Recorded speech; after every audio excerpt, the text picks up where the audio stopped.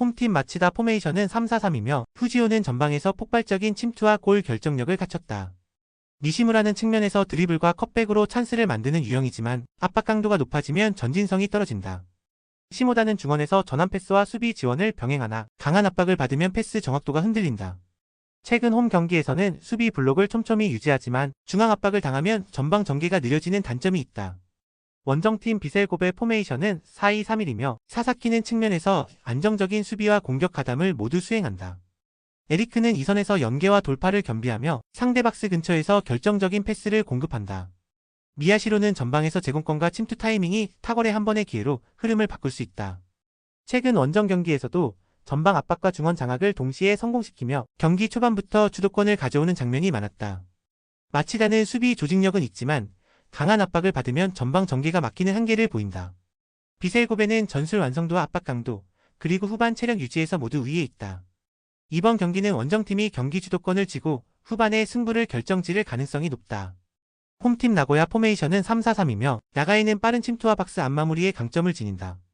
모리시마는 중원에서 전환 패스를 시도하며 공격 전개를 지휘한다. 시이아시는 중거리 슈팅과 세트피스에서 위협적이나 압박이 강한 경기에서는 볼 처리 속도가 늦어진다.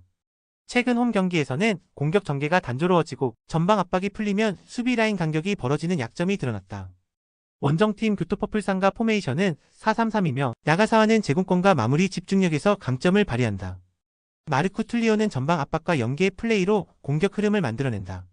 레오 고메스는 폭발적인 돌파와 골 결정력을 겸비해 역습 상황에서 날카롭다.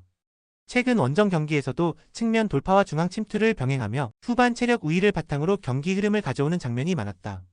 나고야는 전개 속도 저하와 압박 회피의 한계가 뚜렷하다. 교토퍼플상가는 전방 압박과 역습 완성도를 앞세워 경기 후반에도 위협적인 흐름을 만들 수 있다. 이번 경기는 원정팀이 전술 체력 흐름에서 모두 우위를 점하며 승리를 가져갈 가능성이 높다. 홈팀 간바오사카 포메이션은 4-2-3-1이며 툰맷은 중원에서 압박과 볼 배급을 동시에 수행하며 경기의 중심을 잡는다. 쿠라타는 이선에서 침투 타이밍과 연계 플레이에 능하며 전방으로의 결정적인 패스를 공급한다. 우사미 다카시는 페널티 박스 근처에서의 볼 터치와 슈팅 전환이 날카롭고 세트피스 상황에서도 존재감이 크다. 최근 홈 경기에서는 중원 압박과 빠른 전환 속도가 안정적으로 유지되며 상대를 압박해 주도권을 장악하는 흐름이 반복되고 있다. 원정팀 오카야마 포메이션은 3-4-3이며 류캉은 피지컬을 활용한 제공권 장악에 강점이 있으나 활동 반경이 제한적이다. 아타루는 측면에서 돌파와 크로스를 시도하지만 압박이 강한 경기에서는 효율이 떨어진다. 카미야는 중원에서 볼을 지켜내는 힘이 있지만 전환 속도가 느려 역습 전개에 제약이 있다. 최근 원정에서는 수비 블록이 무너지면 재정비가 늦어 실점으로 직결되는 패턴이 반복되고 있다. 간바오사카는 홈에서 전술 완성도와 압박 강도를 앞세워 안정적인 경기 운영이 가능하다. 오카야마는 압박 회피와 뒷공간 커버에서 약점을 보이며 후반으로 갈수록 간격 유지가 어렵다. 이번 경기는 홈팀이 압박과 마무리 완성도에서 앞서며 승리를 가져갈 가능성이 높다. 영상이 이해가 안 되시거나 이외의 다른 경기 분석 및 조합이 궁금하신 분들은 아래 고정 댓글로 편하게 말 걸어주세요. 스포츠 베팅 정말 어렵습니다. 혼자서 하기 쉽지 않아요. 서로서로 좋은 건 공유하며 다같이 재밌고 건강하게 스포츠 베팅합시다. 홈팀 포항 포메이션은 3-4-3이며 이호재가 최전방에서 제공권과 연계의 플레이를 겸하며 공격의 축을 잡고 있다. 조르지는 폭발적인 스피드보다는 피지컬을 전면에 내세워 상대 풀백을 밀어붙이는 절구통 스타일의 측면 돌파를 구사한다. 기성용은 오베르단과 중앙 미드필더 진영에서 안정적인 볼 배급과 템포 조율을 주도하며 중원 장악을 통해 경기를 지배한다.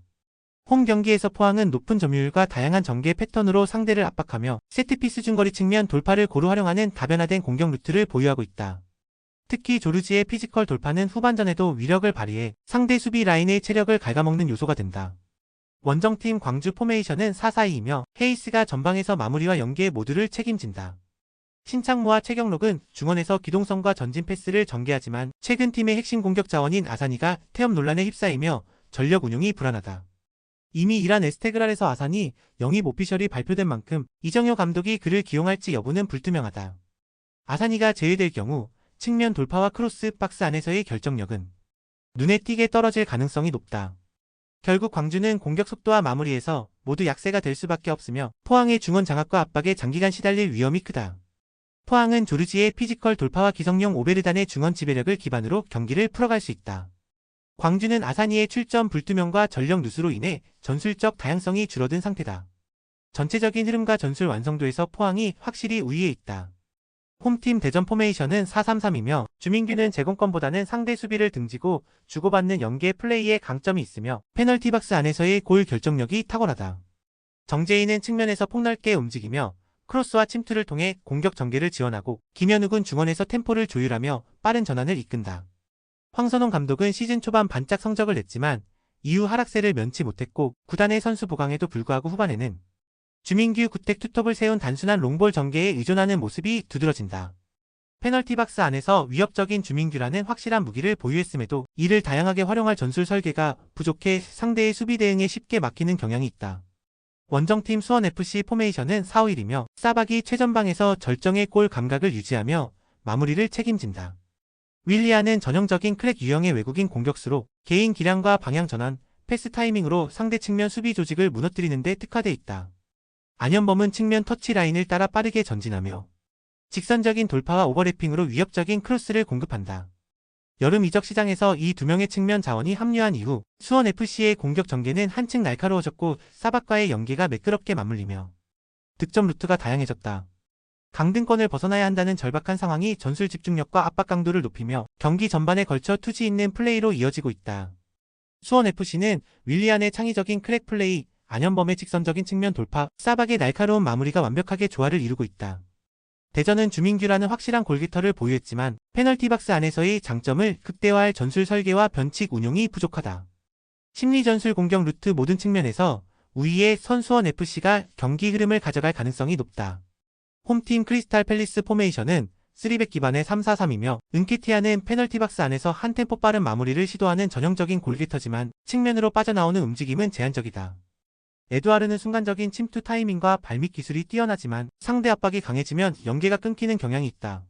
로드니는 측면에서 직선 돌파로 변화를 주지만 크로스 타이밍 선택에서 일관성이 부족하다. 수비는 3백의 간격 유지가 흔들릴 때 측면과 하프 스페이스에서 공간이 열리며 라인을 올렸을 때 뒷공간 커버가 늦다. 무더운 날씨 속에서 수비 전환 속도가 늦어지고 중원 압박 강도가 떨어지는 문제가 반복되고 있다.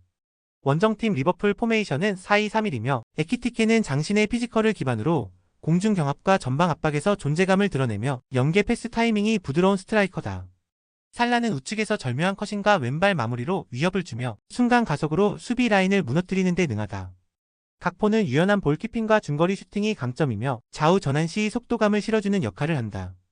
중원 더블 볼란치는 압박과 전환 패스 속도에서 팰리스를 압도할 수 있고 좌우 풀백의 오버래핑과 연계가 자연스럽다. 특히 측면과 하프 스페이스 공략 루트가 다양해 상대 3백의 간격 붕괴를 유도할 가능성이 높다.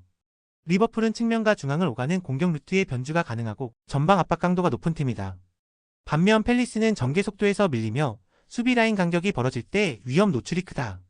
압박과 체력, 전술적 완성도에서 앞서는 리버풀이 경기 주도권을 장악하며 승리를 가져갈 가능성이 높다. 이번 경기는 리버풀이 초반부터 강하게 압박해 흐름을 완전히 틀어질 수 있는 구도다. 홈팀 첼시 포메이션은 4-2-3-1이며 후앙 페드로는 페널티 박스 안에서의 침투와 마무리 감각이 한층 날카로워지고 있다. 네두는 중원에서 활동량과 압박 회피 능력을 바탕으로 빌드업의 안정성을 높이며 전방으로 빠른 전환을 이끌어낸다. 콜 파머는 측면과 중앙을 오가며 볼 운반과 패스 타이밍 조율을 동시에 수행하며 순간적인 방향 전환 후 슈팅 위협까지 겸비했다.